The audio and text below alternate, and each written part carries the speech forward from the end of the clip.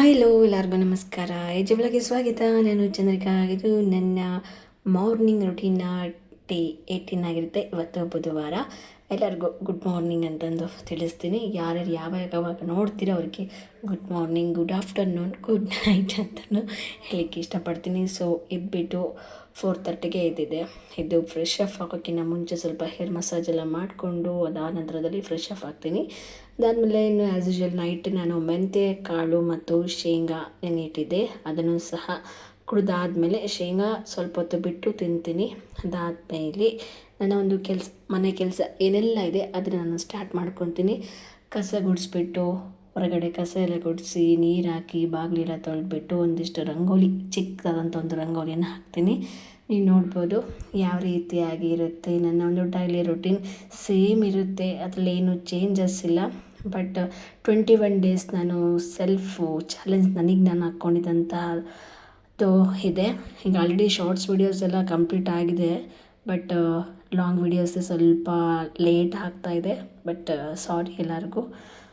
ತುಂಬ ಏನೋ ಒಂದಿಷ್ಟು ಮಾಡಬೇಕು ಅಂತ ಅಂದ್ಕೊಂಡಿರ್ತೀನಿ. ಏನಾದರೂ ಒಂದು ಪ್ರಾಬ್ಲಮ್ಸ್ ಆಗಿರ್ಬೋದು, ಏನೋ ಒಂದು ಸಮಸ್ಯೆಗಳು ಬರ್ತಾನೆ ಇರುತ್ತೆ. ಅದಕ್ಕೋಸ್ಕರ ವಿಡಿಯೋ ಸ್ವಲ್ಪ ಲೇಟಾಗಿ ಅಪ್ಲೋಡ್ ಆಗ್ತಾಯಿದೆ. ಅಡ್ಜಸ್ಟ್ ಮಾಡ್ಕೊತೀರಾ ಅಂತ ಅಂದ್ಕೊತೀನಿ. ಇದಾದಮೇಲೆ ಎಲ್ಲ ಕೆಲಸ ಮುಗಿಸ್ಕೊಂಡಾದ್ಮೇಲೆ ಮೆಡಿಟೇಷನ್, ವರ್ಕೌಟ್, ಯೋಗ ನಂದೆಲ್ಲ ಕೆಲಸನೂ ಮಾಡಾದ ನಂತರ ಇದನ್ನು ಸ್ಟಾರ್ಟ್ ಮಾಡ್ಕೊತೀನಿ. ನೋಡ್ತಾ ಇರ್ಬೋದು ಡೇ ಬೈ ಡೇ ನನ್ನ ವರ್ಕೌಟ್ಸ್ ಹೇಳ್ತೀನಲ್ಲ ತುಂಬಾ ಚೆನ್ನಾಗಿ ಆಗ್ತಾಯಿದೆ. ನನ್ನ ಬಾಡಿ ಕೂಡ ಫಿಟ್ ಆಗ್ತಾಯಿದೆ. ನನ್ನ ಎಲ್ಲ ಆಲ್ಮೋಸ್ಟ್ ನಾನು ಲಾಸ್ಟ್ ವೀಡಿಯೋಸಲ್ಲಿ ಹೇಳಿದ್ದೆ ಎಲ್ಲ ಡ್ರೆಸ್ಸಸ್ಗಳು ಆಗ್ತಾಯಿದೆ ಅಂತಲೂ. ಸೀರಿಯಸ್ಲಿ ತುಂಬ ಚೆನ್ನಾಗಿ ಈ ಒಂದು ವರ್ಕೌಟ್ ಮಾಡೋದ್ರಿಂದ ಒಳ್ಳೆ ಬೆನಿಫಿಟ್ಸ್ ಇದೆ ಅಂತಲೇ ಹೇಳೋಕ್ಕೆ ಇಷ್ಟಪಡ್ತೀನಿ. ಇನ್ನು ಯಾರೆಲ್ಲ ಇನ್ನೂ ಸ್ಟಾರ್ಟ್ ಮಾಡ್ಕೊಂಡಿಲ್ಲ, ಬಟ್ ನನ್ನ ವೀಡಿಯೋಸ್ನ ನೋಡಿ ಸ್ಟಾರ್ಟ್ ಮಾಡಬೇಕಂತೇನಿಲ್ಲ.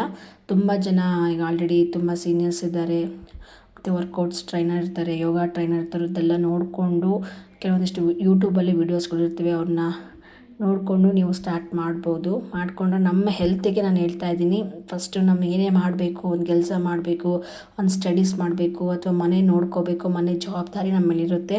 ಇದನ್ನೆಲ್ಲ ಮಾಡಬೇಕು ಅಂತ ಅಂದಾಗ ಫಸ್ಟು ನಮ್ಮ ಆರೋಗ್ಯ, ನಮ್ಮ ಒಂದು ಬಾಡಿ ಫಿಟ್ಟಾಗಿ ಇಟ್ಕೋಬೇಕಾಗುತ್ತೆ.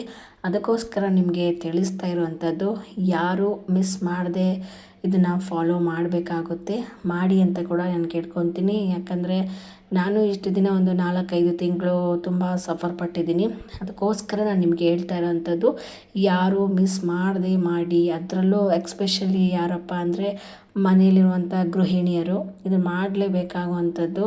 ಯಾಕಂದರೆ ಎನಿ ಟೈಮ್ ಫ್ಯಾಮಿಲಿ, ಮನೆ ಕೆಲಸ, ಮಕ್ಕಳು, ಎಜುಕೇಷನು ಅಂತ ಅಂದ್ಕೊಂಡು ಅವರು ಯಾವುದಕ್ಕೂ ಅವರ ಒಂದು ಹೆಲ್ತ್ ಕಡೆ ಗಮನ ಹರಿಸೋದಿಲ್ಲ. ಅದಕ್ಕೋಸ್ಕರ ನಿಮಗೋಸ್ಕರ ಹೇಳ್ತಾ ಇರೋವಂಥದ್ದು, ಯಾರೂ ಮಿಸ್ ಮಾಡದೆ ಈ ಒಂದು ವರ್ಕೌಟ್, ಮೆಡಿಟೇಷನ್, ಯೋಗ ಯಾವುದಾದ್ರೂ ಒಂದು ಸರಿಯಾದ ಸಮಯಕ್ಕೆ ನಿಗದಿಪಡಿಸ್ಕೊಂಡು ನಿಮ್ಮ ಒಂದು ಆರೋಗ್ಯಕ್ಕೆ ನೀವು ಒಂದು 15 ನಿಮಿಷ ಟೈಮ್ ಕೊಟ್ಕೊಂಡು ಮಾಡಿ ಅಂತಂದು ಹೇಳಲಿಕ್ಕೆ ಇಷ್ಟಪಡ್ತೀನಿ. ಆ್ಯಕ್ಚುಲಿ ಯಾಕೆ ನಾನು ಒತ್ತಿ ಹೇಳ್ತಾ ಇದ್ದೀನಿ ಅಂತಂದರೆ, ಈಗ ಎಲ್ಲರ ಕೈಯಲ್ಲೂ ಈಗಿನ ಜನ್ರೇಷನ್ ಹುಡುಗಿರ ಕೈಯಲ್ಲಿ ಮೊಬೈಲ್ ಇರುವಂಥದ್ದೇ. ನನ್ನ ಕೈಯಲ್ಲಿರುತ್ತೆ, ನನ್ನ ಏಜಲ್ಲಿರುವಂಥ 25+ಅಲ್ಲಿರುವಂಥವ್ರಿಗೆ ಒಂದಿಷ್ಟು ಜನಕ್ಕೆ ಇರುತ್ತೆ. ಬಟ್ ಹಳ್ಳೀಲಿ ಈಗ ಆಲ್ರೆಡಿ ಒಂದು 30+ ಆಗಿರೋರು, 35+ ಇರೋವಂಥವ್ರಿಗೆ, ಹಳ್ಳಿ ಕಡೆ ಆಗಿರ್ಬೋದು, ಒಂದಿಷ್ಟು ಮಧ್ಯಮ ವರ್ಗದಲ್ಲಿರುವಂಥ ಹೆಣ್ಮಕ್ಳಿಗೆ ಯಾವುದೇ ರೀತಿಯಾಗಿ ಫೋನ್ ಇರಲ್ಲ. ಫೋನ್ ಇದ್ರೂ ಅದು ಜಾಸ್ತಿ ಬಳಕೆ ಮಾಡಲ್ಲ. ಅಷ್ಟಕ್ಕಷ್ಟೇ ಮನೆಯವರ ಒತ್ತಡ ಆಗಿರ್ಬೋದು, ಅಥವಾ ಗಂಡನ ಭಯ ಆಗಿರ್ಬೋದು, ಅತ್ತೆ ಮಾವನ ಒಂದು ಭಯ ಇರುತ್ತೆ.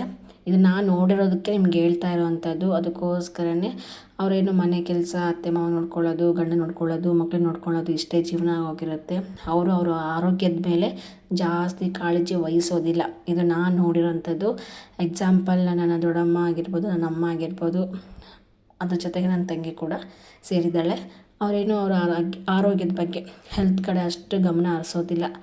ಮನೆ ಕೆಲಸ, ಮಕ್ಕಳು, ಫ್ಯಾಮಿಲಿ ಇಷ್ಟೇ ಅಂದ್ಕೊಂಡು ಅವರ ಒಂದು ಆರೋಗ್ಯದ ಮೇಲೆ ಹೆಚ್ಚು ಕಾಳಜಿ ವಹಿಸಲ್ಲ. ಇದರಿಂದ ಅವರು ತುಂಬಾ ಸಫರ್ ಪಡ್ತಾ ಇರ್ತಾರೆ. ಬಟ್ ಅದು ಹೇಳ್ಕೊಳ್ಳಿಕ್ಕೆ ಆಗೋದಿಲ್ಲ. ಅದು ಹೋಗ್ತಾ ಈಗೇನು ಅಷ್ಟು ಅವ್ರಿಗೆ ನೋವು ಕೊಡುವಂಥದ್ದಲ್ಲ. ಮುಂದೆ ಒಂದು 50+ ಆದಾಗ ಅಷ್ಟೆಲ್ಲ ಪ್ರಾಬ್ಲಮ್ಸ್ಗಳು ಅಟ್ ಎ ಟೈಮೇ ಬರುತ್ತೆ. ಇದರಿಂದ ತುಂಬ ಸಫರ್ ಪಡಬೇಕಾಗುತ್ತೆ. ಈಗ ಗೊತ್ತಾಗ್ತಿದೆ ನನ್ನ ದೊಡ್ಡಮ್ಮಂಗೆ. ನಾನು ಮುಂಚೆಯಿಂದನೇ ನನ್ನ ಆರೋಗ್ಯದ ಬಗ್ಗೆ ಜಾಸ್ತಿ ಕಾಳಜಿ ವಹಿಸಿದರೆ ಈಗ ನಾನು ತುಂಬ ಚೆನ್ನಾಗಿರ್ತಾ ಇದ್ದೆ.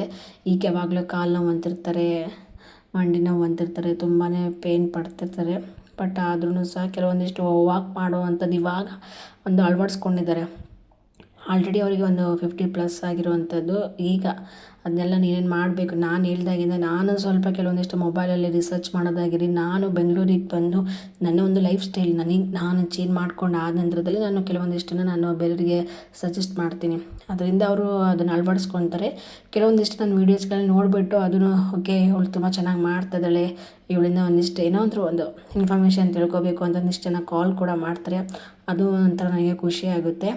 ಇಷ್ಟೆಲ್ಲ ಮಾಡಬೇಕು ಅಂದರೆ ನಾನು ಕೂಡ ತುಂಬಾ ಕಷ್ಟಪಟ್ಟಿರುವಂಥದ್ದು. ನಾನು ಏನೇ ಒಂದು ಕಲಿಬೇಕು ಅಂತ ಅಂದರೆ ಕೆಲವೊಂದಿಷ್ಟು ದಿನ ಆಗಿರ್ಬೋದು, ಒಂದಿಷ್ಟು ವರ್ಷಗಳ ಆದಮೇಲೆ ನಾನು ಒಂದು ಕ್ಯಾಮ್ರಾ ಮುಂದೆ ಬಂದುಬಿಟ್ಟು ಇದನ್ನೆಲ್ಲ ಮಾಡ್ತಾ ಇರೋವಂಥದ್ದು. ಅದಕ್ಕಿಂತ ಮುಂಚೆ ನಾನು ಮುಂಚೆಯಿಂದಲೂ ಮಾಡ್ಕೊಂಬರ್ತಿದ್ದೀನಿ. ಇವಾಗ ನಾನು ವ್ಲಾಗ್ ಮಾಡಬೇಕು, ರೀಲ್ಸ್ ಮಾಡಬೇಕು ಅಂತ ಯಾವುದೇ ಕಾರಣಕ್ಕೋಸ್ಕರ ನಾನು ಈ ಒಂದು ಯೋಗ ಆಗಿರ್ಬೋದು, ವರ್ಕೌಟ್, ಮೆಡಿಟೇಷನ್ ಇದು ಯಾವುದೂ ಮಾಡ್ತಿಲ್ಲ. ಮುಂಚೆಯಿಂದಲೂ ಮಾಡ್ಕೊಂಬಂದಿದ್ದೀನಿ. ಇದನ್ನೇ ಸಹ ನಾನು ಈಗ ಸ್ವಲ್ಪ ಪ್ರೆಗ್ನೆಂಟ್ ಇರೋಕ್ಕಿಂತ ಮುಂಚೆ ಮಾಡ್ತಾಯಿದ್ದೆ. ಪ್ರೆಗ್ನೆಂಟ್ ಆದಮೇಲೆ ಸ್ಟಾಪ್ ಮಾಡಿದ್ದೆ, ಜಸ್ಟ್ ವಾಕ್ ಮಾಡ್ತಿದ್ದೆ. ಬಟ್ ಈಗ ಅಬಾರ್ಷನ್ ಆದಮೇಲೆ ಸ್ವಲ್ಪ ಸ್ಟ್ರಾಂಗ್ ಆಗಬೇಕು, ತುಂಬಾ ಅಪ್ಸೆಟ್ ಆಗಿದೆ. ಅದಕ್ಕೋಸ್ಕರ ಫ್ರೀ ಇದ್ನಲ್ವಾ, ಏನಾದರೂ ಮಾಡಬೇಕು ಅಂತ ಅಂದ್ಕೊಂಡು ನಾನು ಮುಂಚೆನೇ ಯೂಟ್ಯೂಬ್ ಸ್ಟಾರ್ಟ್ ಮಾಡಿದ್ದೆ. ಬಟ್ ಸ್ಟಾಪ್ ಮಾಡಿಬಿಟ್ಟಿದ್ದೆ, ಯಾವುದೇ ವೀಡಿಯೋಸ್ ಅಪ್ಲೋಡ್ ಮಾಡ್ತಿರಲಿಲ್ಲ ನನಗೆ ಆಗ್ತಿದ್ದಂಥ ಒಂದಿಷ್ಟು ಕೆಲವು ಸಮಸ್ಯೆಗಳಿಂದ. ಬಟ್ ಈಗ ನಾನು ಮಾಡ್ತಾಯಿದ್ದೀನಿ. ನಾನು ಫಿಟ್ ಆಗಿರೋದ್ರಿಂದ ನಿಮಗೆ ಹೇಳ್ತಾ ಇರೋವಂಥದ್ದು.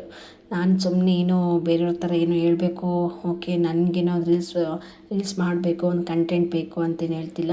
ಎಕ್ಸಾಂಪಲ್ ನಮ್ಮ ಸುತ್ತಮುತ್ತಲಿರುವಂಥವ್ರೆ ಎಕ್ಸಾಂಪಲ್ ಇಟ್ಕೊಂಡು ನಾನು ನಿಮಗೆ ಹೇಳ್ತಾ ಇರೋವಂಥದ್ದು. ಇಷ್ಟ ಆದರೆ ಫಾಲೋ ಮಾಡಿ, ಯಾಕಂದರೆ ನಿಮ್ಮ ಆರೋಗ್ಯ ನಿಮ್ಮ ಕೈಲಿರುವಂಥದ್ದು. ಅದಕ್ಕೋಸ್ಕರ ಫಾಲೋ ಅಂತ ಅಂದರೆ ನನ್ನ ಫಾಲೋ ಮಾಡ್ತಿರೋ ಬಿಡ್ತಿರೋ secondary. But yoga, workout, meditation, walk ಇದನ್ನು ಫಾಲೋ ಮಾಡಿ ಡೇ ಬೈ ಡೇ ಅಂತ ಹೇಳಲಿಕ್ಕೆ ಇಷ್ಟಪಡ್ತೀನಿ. ಇದಾದಮೇಲೆ ಎಲ್ಲ ವರ್ಕೌಟ್, ಮೆಡಿಟೇಷನ್ ಎಲ್ಲ ಮುಗಿಸ್ಕೊಂಡಾದಮೇಲೆ ನಾನು 20 ಮಿನಿಟ್ಸ್ ಸ್ಟಡಿ ಮಾಡ್ತೀನಿ. ಚಿಗುರು ಬುಕ್ಸ್ ಓದ್ತಾ ಇದ್ದೆ. ಅದಾದಮೇಲೆ ಒಂದು ಪ್ರತಿನಿತ್ಯ ಏನಾದರೂ ಹೆಲ್ದಿ ಡ್ರಿಂಕ್ ಇದ್ದೇ ಇರುತ್ತೆ. ಇವತ್ತು ಬೀಟ್ರೂಟ್ ಜ್ಯೂಸ್ ಆಲ್ರೆಡಿ ನಾನು 1 ವೀಕ್ ಆಗಷ್ಟು ಮಾಡಿಟ್ಕೊಂಡಿದ್ದೆ.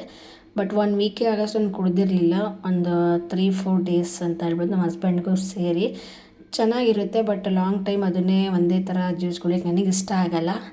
ಅದಕ್ಕೋಸ್ಕರ ಅದನ್ನು ನಾನು ಫೇಸ್ ಮಸಾಜ್ ಆಗಿ ಕೂಡ ಐಸ್ ಕ್ಯೂಬ್ಸ್ನ ಬಳಸಿದ್ದೆ ಅಂತ ಹೇಳಲಿಕ್ಕೆ ಇಷ್ಟಪಡ್ತೀನಿ. ಇದಾದಮೇಲೆ ಒಂದು ಸ್ವಲ್ಪ ರೆಸ್ಟ್ ಮಾಡ್ತೀನಿ. ಸ್ವಲ್ಪ ಕುತ್ಕೊಂಡು ಪೇಪರ್ ಏನಾದರೂ ಓದಬೇಕು ಅಂತಂದರೆ ಓದ್ತೀನಿ, ಇಲ್ಲಾಂದರೆ ಲಾ ಆಫ್ ಅಟ್ರಾಕ್ಷನ್ ನನಗೇನು ಮ್ಯಾನಿಫೆಸ್ಟಿಂಗ್ ಮಾಡಬೇಕು ಅಂದರೆ ಮಾಡ್ತೀನಿ. ಇದಾದಮೇಲೆ ಎಲ್ಲ ಮುಗಿಸಾದ್ಮೇಲೆ ಕೆಲಸ ಎಲ್ಲ ಆದಮೇಲೆ ಸ್ನಾನ ಮಾಡಿ, ಪೂಜೆ ಮಾಡಿ, ಟಿಫನ್ ಕೂಡ ಮಾಡಿದ್ವಿ. ಸೊ ಇದಾಗಿತ್ತು ನನ್ನ ಒಂದು ಮಾರ್ನಿಂಗ್ ರುಟೀನ್ ವ್ಲಾಗ್. ಯಾರಿಗಾರ ವ್ಲಾಗ್ ಇಷ್ಟ ಆಗಿದೆ ಪ್ಲೀಸ್ ಲೈಕ್ ಮಾಡಿ, ಸಬ್ಸ್ಕ್ರೈಬ್ ಮಾಡಿ. ನಮಸ್ಕಾರ.